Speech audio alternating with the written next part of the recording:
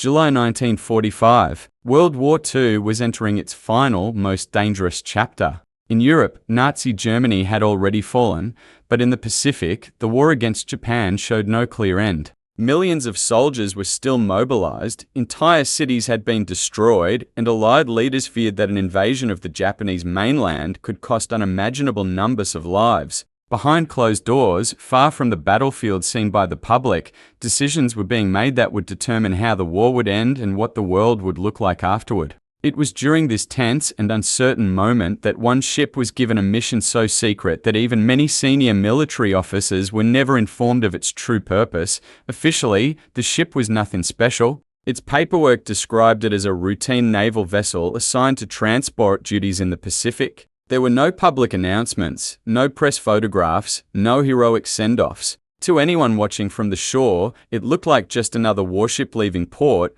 one of thousands moving across the oceans during the largest conflict in human history. But beneath that ordinary appearance lay a reality so sensitive that its exposure could have changed the balance of power overnight. The ship was carrying components tied to the most classified scientific project of World War II, a project hidden behind layers of secrecy, false names, and deliberate misinformation. Only a small circle of men at the very top of the Allied command structure understood what was truly aboard the ship. Even then, knowledge was divided. Some knew the nature of the cargo, but not its destination. Others knew the destination, but not the full significance of what was being transported. This compartmentalization was intentional. If the ship were captured, sunk, or inspected, no single person would be able to reveal the entire truth. Secrecy was treated as a weapon, one as important as any battleship or bomber. The crew themselves were told almost nothing. Orders were brief, precise, and non-negotiable. They were instructed to maintain absolute radio silence, to avoid convoys, and to alter course without explanation if commanded. Questions were discouraged. Logs were kept deliberately vague. Even the ship's route was classified beyond the level normally required for wartime operations. The men aboard understood only one thing clearly: this mission was different. It carried a seriousness that went beyond normal combat operations. A sense that failure was not merely unacceptable, but unthinkable. Deep inside the ship's reinforced compartments were materials so valuable that their loss would have been catastrophic. These were not weapons in the traditional sense, no guns, no bombs ready for immediate use, but they represented the culmination of years of secret research, massive industrial effort, and unprecedented scientific ambition. The project they were connected to was known to very few and spoken of even less. Even the Vice President of the United States had been kept in the dark during much of its development. The ship was, in effect, transporting the future of warfare itself.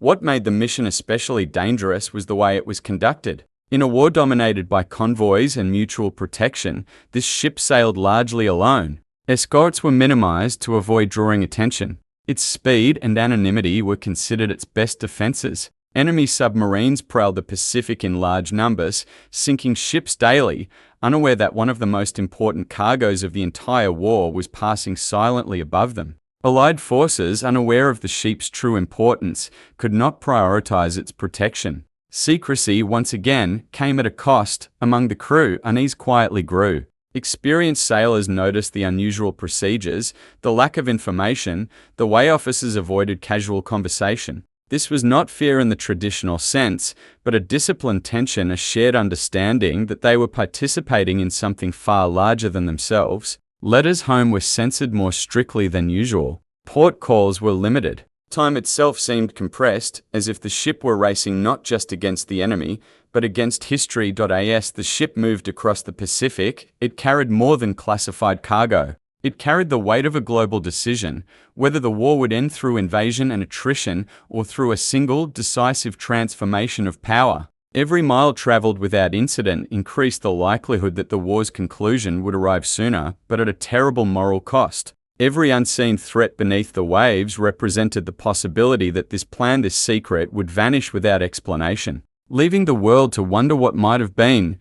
This was the contradiction at the heart of the most secret ship of World War II. It was one of the most important vessels ever to sail, yet it moved without recognition, protection, or public memory. Its mission was vital, yet its existence was deliberately obscured. And as it continued toward its destination in the summer of 1945, neither its crew nor the world could know that this ship would soon become one of the most tragic and haunting symbols of wartime secrecy, its story buried for decades beneath silence, loss, and unanswered questions.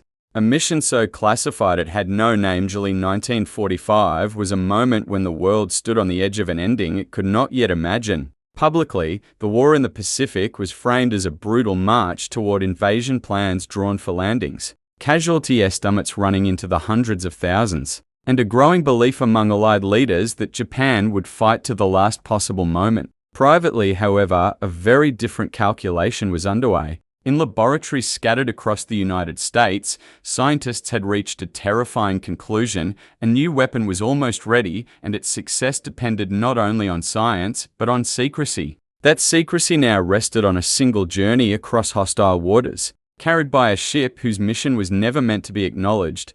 The cargo aboard the ship was divided, intentionally separated so that no single vessel could ever carry the entire truth. One part of the shipment had already moved along a different route. Another was held under armed guard elsewhere. What this ship carried was irreplaceable within the time the war allowed. If it were delayed, damaged, or destroyed, the final phase of the war would be thrown into uncertainty. In strategic terms, this voyage mattered more than many major battles still being fought across the Pacific. Yet unlike those battles, this mission would leave no immediate headlines, no official communiques, and no public recognition. The secrecy surrounding the mission shaped every decision. Unlike most wartime transports, this ship was not informed of enemy activity in the areas it crossed unless absolutely necessary. Intelligence briefings were minimized to avoid leaks. Even weather reports were restricted. The logic was cold and unforgiving.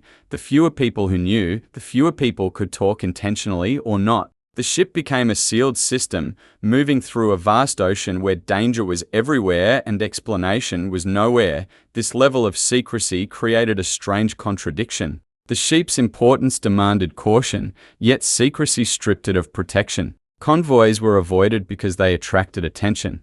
Escorts were reduced because they raised questions. The ship's speed was relied upon more than coordination. In effect, it was treated as invisible, even though invisibility in wartime oceans was an illusion. Japanese submarines were still active, still hunting, still sinking ships at an alarming rate. Every day, vessels vanished without warning, their crews lost to the sea. The planners of the mission understood this. They accepted it. In their calculation, the risk of discovery outweighed the risk of loss. Among the crew, the absence of information became its own burden. Sailors are trained to operate under uncertainty, but this voyage carried an unusual weight. The ship's officers enforced discipline with quiet intensity. There were no speeches, no explanations designed to boost morale. The message was simple and unspoken: complete the mission, whatever it is, without incident. The men sensed that they were part of something extraordinary, not because they were told so, but because of what was withheld from them. Silence itself became a signal. The ship's logs reflected this emptiness. Entries were brief, technical, deliberately unremarkable. Position updates were sparse. Communications were rare. If future historians were ever to examine these records alone, they would find nothing to suggest that this voyage mattered more than any other routine transport operation late in the war. That was by design. The mission planners understood that secrecy must extend beyond the present moment. Even after victory, the truth would need to remain hidden. As the ship pressed forward, the broader war continued without pause. Islands burned. Air raids intensified. Soldiers and civilians alike endured the final, grinding violence of a conflict that had already consumed tens of millions of lives. Yet this ship existed in a parallel reality, moving toward a destination whose significance far exceeded its appearance. It was not carrying troops to fight. It was not carrying supplies to sustain a campaign. It was carrying the final option, the path chosen only because every other path appeared worse. What makes this mission so haunting in retrospect is how little margin for error existed. There was no backup ship shadowing it, no second chance waiting. If disaster struck, the planners believed that secrecy itself would carry the ship through. They believed that probability favored silence. And for most of the journey, it seemed they were right. The ship sailed through days and nights without incident, its wake dissolving into the ocean behind it, unnoticed and unchallenged, but secrecy does not change the laws of war.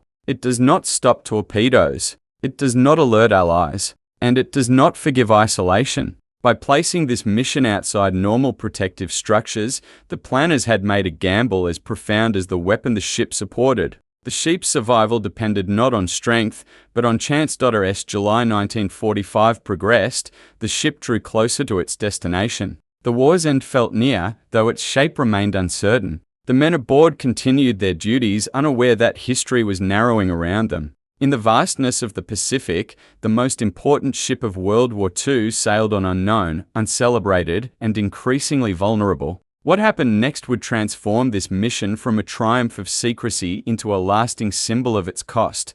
When secrecy became the greatest danger, July 30, 1945, in the early hours before dawn, the Pacific was calm, almost indifferent. As the ship moved through darkness toward what was believed to be the final stretch of its mission, the crew had every reason to think the most dangerous part of the journey was behind them. They had delivered their cargo. They were sailing through waters officially considered relatively secure. There were no escorts alongside them, no active warnings of enemy submarines in the area, and no reason, at least on paper, to expect imminent danger. Yet this sense of routine calm was built on a fatal assumption that secrecy alone had kept the ship safe, and that secrecy would continue to protect it until the end. Without warning, the illusion shattered. Torpedoes struck the ship in rapid succession, tearing through its hull with devastating force. The impact was sudden, violent, and catastrophic. Power failed almost instantly. Communications were lost before a distress signal could be fully transmitted.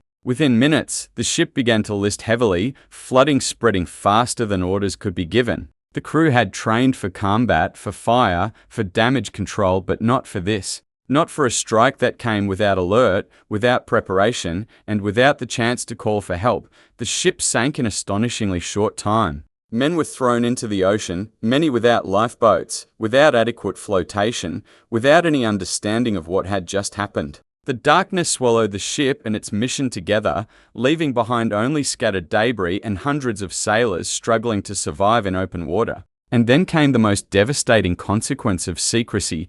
No one came looking for them. Because the mission had been classified, because the ship's route was restricted, because its arrival was never properly logged, its failure to appear did not immediately raise alarms. In the machinery of war, the ship simply disappeared. For days, survivors drifted under the burning sun and cold nights, clinging to wreckage, fighting dehydration, exhaustion, and despair. They had no idea whether rescue would come, or if anyone even knew they were missing. Some men succumbed quietly to their injuries. Others lost hope as hours turned into days. The ocean, vast and unforgiving, became a final battlefield won not against an enemy fleet, but against isolation itself. All the while, Allied forces continued operations. Unaware that one of the most important ships of the war had been lost with its mission nearly complete, when rescue finally arrived, it was by chance, not by plan. A routine patrol spotted survivors in the water, triggering a desperate and belated recovery effort. By then, the cost was already beyond measure. Hundreds of lives had been lost, not because the mission failed, but because its secrecy had removed the safeguards that might have saved them. The cargo had reached its destination. The objective had been achieved, but the price paid by the crew was one the planners had never fully accounted for. In the aftermath, silence followed. The survivors were instructed not to speak publicly about what they had carried or why their ship had sailed alone. Official explanations were limited. Accountability was blurred by classification and urgency. The war ended days later, and the world's attention shifted to the unimaginable power that had been unleashed, power made possible, in part, by this ship's successful delivery. The men who had sailed it, and those who never returned, faded into the background of victory. This is why the most secret ship of World War II remains such a haunting symbol. It succeeded in its mission. It helped shape the end of the war. And yet, it stands as a reminder that secrecy, when taken to its extreme, can become as dangerous as any enemy weapon. In the final weeks of the largest conflict in human history, one ship proved that winning a war does not always mean saving those who fought it, and that some victories carry shadows that never fully disappear.